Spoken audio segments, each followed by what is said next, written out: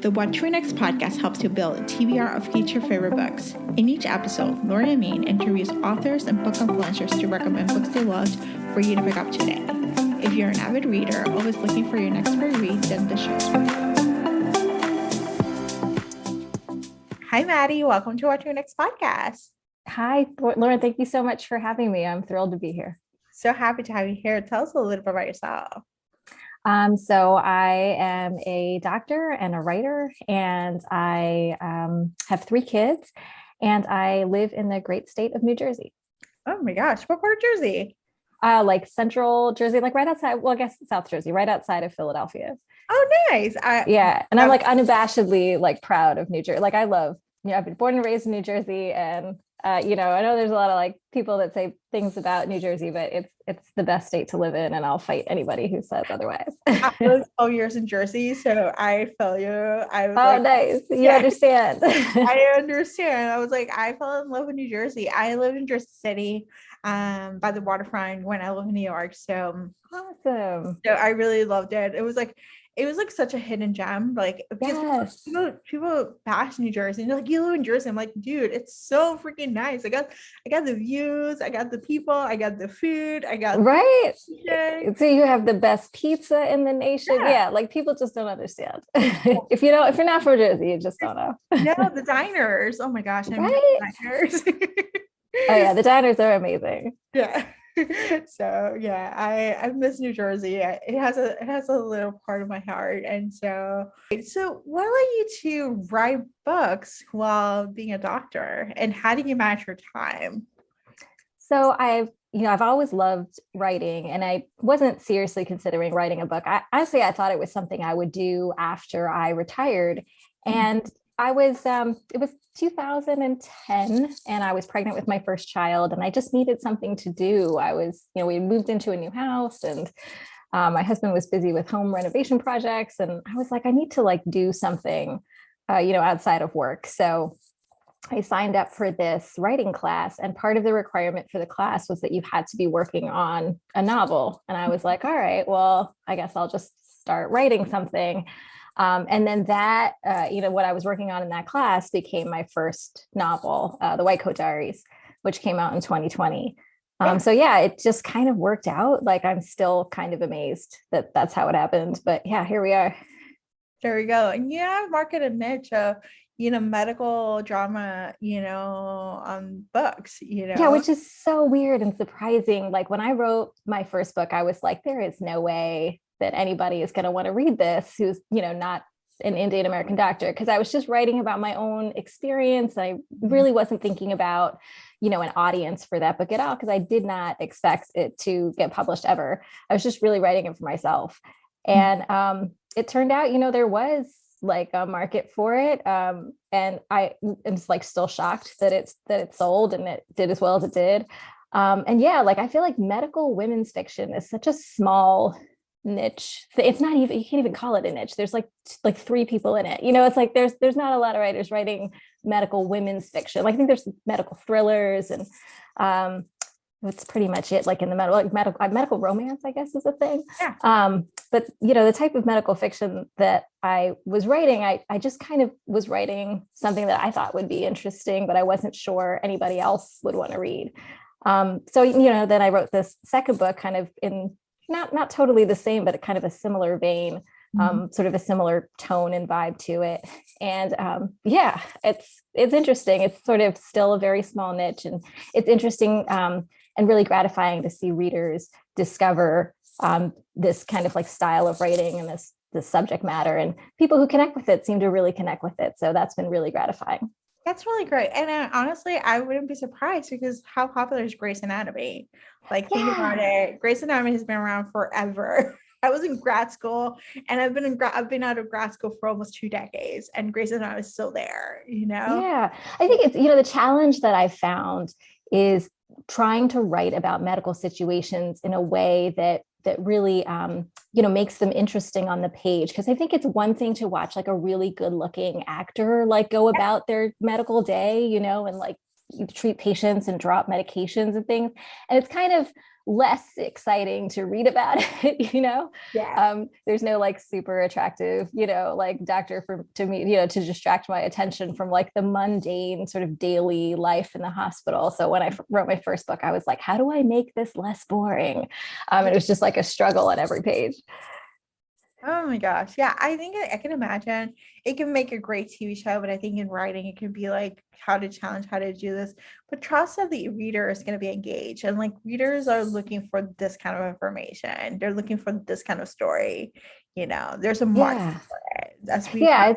it's been really cool to like hear from readers, both who are medical professionals and not, who find the stories interesting. And every time I get like a letter from a reader, I'm always like, oh, like so delighted, to like discover somebody else who kind of like vibes with me and like, gets what I'm trying to say. Like that's a really neat experience. Yeah. All right. So let's chat about At Least You Have Your Health. What is the elevator pitch? So, At Least You Have Your Health is about a gynecologist who takes a job with a chic wellness company making house calls for its clientele of wealthy women. She's drawn into their world of privilege. She finds herself grappling with her own ambition while racing to uncover the truth behind a deadly secret. More to be real. So in this one, you follow like the wellness, the concierge, medical concierge. What kind of research did you do to figure this world out? Because it might be different from being in a hospital, Yes. Yeah. So I did a very deep dive into both concierge medicine as well as the wellness industry. And it is fascinating. There is, a whole world out there of private concierge doctors and the different services that they offer. It was just really interesting to be reading about during the pandemic. So I wrote this book during 2020. And, it was at a time where we were having this national conversation about access to healthcare and, who gets healthcare and who doesn't. And it was really interesting to be researching, if you have money, there's like a different level of healthcare you can access. And, in that sense, a different level of health you can access. And, what that means in terms of fairness and equity. There was a lot to think about there. So it was really interesting researching this book. Yeah, I can imagine. It's definitely interesting to see the level of access, the level of in the wellness industry, it's like so wide and so sometimes sexy and at the same time so dark at the same time. Like there's a little there's so much out there and there's so much misinformation out there too. Yes. And I think what happens is that the wellness industry plays off of people's fears, right? So what I think the entire industry, which is like $1 billion industry, is based on the idea that, people are afraid of what's going on in their bodies, right? They're not really sure what they should be doing. They don't necessarily trust traditional healthcare, which has left so many people, especially, people who don't come from privilege, it's sort of left them behind. And they're turning to maybe somebody that they saw on Instagram or somebody on the internet or a celebrity, and hearing all of this advice. And it makes them afraid, like maybe I should be detoxifying my liver with this coffee enema. Like, I don't know, it's like there's just too much coming at you. And I think it's very difficult for people to sort out what they should be doing. And, part of the problem here lies with traditional medicine, which is, at its breaking point at this point, our healthcare system is overtaxed. We have burnt out doctors and nurses who don't have enough time to spend with their patients. And that leaves patients feeling like no one's looking out for them, understandably so. And so then they are vulnerable to, whatever information is coming in. And that's like a really dangerous combination. And it's one that I explore in the book. Love this. Thank you. Thank you for exploring this because I think it's important just to think about those topics, and it's important to think about it. How does it affect your life? How does it affect the reader's life? And how does it affect other people's life? Yeah, it's like none of us will go through our lives without having to access some sort of healthcare, right? So I think it's universal in that way. Yeah. So, all right. So changing topics. So let's chat some book recommendations. Do you have any books you recommend? Yes, I do. So I have 4 books that I wanted to recommend, and they all have to do with wellness. So the first is She's Faking It by Kristen Rockaway. I love all of Kristen Rockaway's books. She writes funny, smart rom-coms that usually have something to do with the tech world. And this one, She's Faking It, is about a down on her luck young woman who creates this fake Instagram life and starts following this influencer. Demi De Palma is her name. She's a bit like a cross between Gwyneth Paltrow and a life coach, who teaches other women how to manifest their dreams. And there's this wellness retreat in the desert where everything goes horribly wrong. And it's hilarious and really insightful look at influencer culture and social media. So I highly recommend that. My next one is This Might Hurt, which is a thriller set at a wellness resort in Maine. It's by Stephanie Roble. And that just came out, I want to say like a month ago. And it's creepy and fascinating and rich with these really flawed and complicated characters. My third one is Nine Perfect Strangers by Leanne Moriarty, which is like the classic, like ultimate novel about an eccentric woman in charge of like a wellness enterprise.